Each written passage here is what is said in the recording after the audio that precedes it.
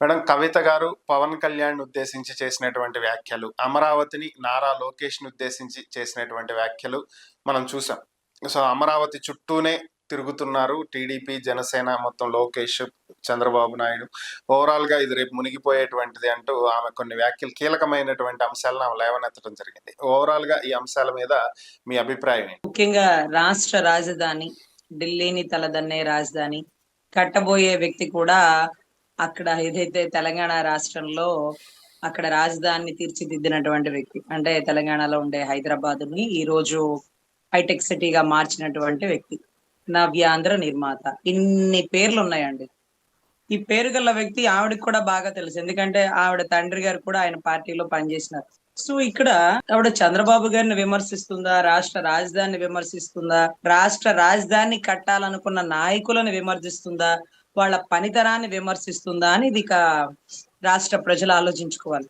కానీ ఆవిడ గతంలో కూడా పవన్ కళ్యాణ్ గారిని he was not a serious politician అని ఒక పదాన్ని వాడారండి. దాని తర్వాత నిన్న మొన్నటి రోజున చాలా వాడారు. వీటితో పాటు ఏంటంటే రాజధాని గురించి మునిగిపోతుంది క్యాపిటల్, ముందు దాన్ని సరి చేసుకోండి, తర్వాత మా రాష్ట్రంలో వద్దురు కానీ అని గట్టిగా మాట్లాడడం జరిగింది. కవిత 2.0 ఇంకా ఏదో పదాన్ని కూడా వాడారు, ఏదో 2.0 అని. తర్వాత టిఆర్ఎస్ 2.0 అనేది ఎలా ఉంటుందో చూపిస్తాను, నేను మీరు అనుకున్నంత మంచిదాన్ని కాదు, చాలా గట్టిదాన్ని, గుర్తుపెట్టుకోండి, మీ విగ్రహాలన్నీ పార్సల్ చేసి మీ రాష్ట్రానికి పంపిస్తాను అంది. ఏ విగ్రహాన్ని? ఎన్టీ రామారావు గారి విగ్రహాన్ని. సో ఇక్కడ మా రాష్ట్రంలో మీ రాష్ట్రం వాళ్ళవి ఏంటి అంటే, మీ రాష్ట్రం మా రాష్ట్రం, ఇన్ని రాష్ట్రాలు ఏంటి, రెండు రాష్ట్రాలు కలిసి ఉన్నవే కదా. కాకపోతే కేసీఆర్ గారు, కేటీఆర్ గారు చంద్రబాబు గారితో కలిసి పనిచేసినారు కాబట్టి, ఆయన్ని చాలా దగ్గర నుంచి చూసినారు కాబట్టి ఆయనలో ఉండే రెండు కోణాలు వాళ్ళకి తెలుసు. ఒకటి మంచితనం తెలుసు, ఒకటి చెడుతనం తెలుసు, ఒకటి దుర్మార్గం కూడా తెలుసు. అందుకే గతంలో కేటీఆర్ గారు అనుకుంటాండి, హరికృష్ణ గారు చనిపోయిన రోజున కూడా మన ఇద్దరం కలిసి ముందుకెళ్దామా, ఇక ఇక్కడ రాష్ట్రంలో మనం నిలబడదామా అనేటటువంటి ఒక డిస్కషన్ చనిపోయిన శవం దగ్గర పెట్టింది అతనే అని కేటీఆర్ గారు స్వయంగా చెప్పారు.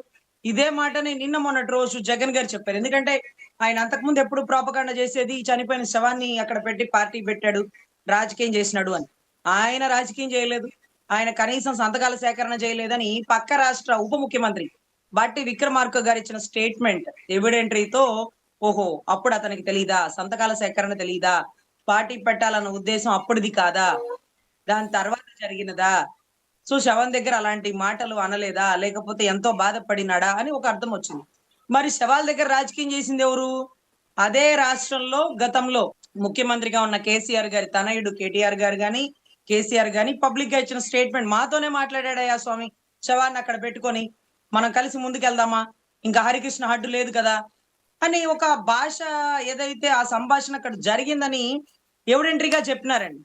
అంటే దీని అర్థం ఏంటంటే, గొప్పగా రాజధానిని నిర్మించే వ్యక్తి ఎలాంటి వాడు అనేది మా కుటుంబం కంటే మీకు తెలుసా? అతని అన్ని కోణాలు మా కుటుంబం కంటే మీకు బాగా తెలుసా? నేను కూడా అప్పుడు ఉన్నాను కదా, నాకు అన్ని తెలుసు కదా. అతను పోయి పోయి మీ రాష్ట్రంలో రాజధాని కట్టుకోవా, మునిగిపోయే రాజధాని, మొత్తం అంతా అమరావతి చుట్టూ గిరగిర తిరుగుతున్నారు అనే పరిస్థితి అండి.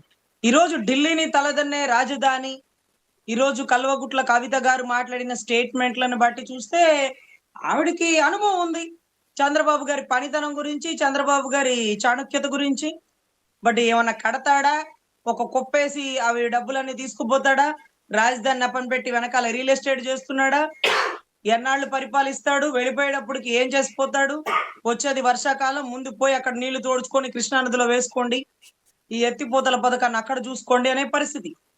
సో దీన్ని ఎదుర్కోవాలి అంటే ఇక మరి వాళ్ళేమో పేరుకి ఇక్కడ రాష్ట్ర ముఖ్యమంత్రులు ఉప ముఖ్యమంత్రులు గాని ఆస్తులు, భూములు, వ్యాపారాలు, ఇళ్ళు, స్కూళ్ళు, పిల్లలవి అన్ని అక్కడే. ఏమన్నా ఎక్కువ తక్కువ కవిత గారి గురించి మాట్లాడదామా, తేడా పడితే ఆవిడ అభిమాన బృందం అంతా వచ్చిస్తారు.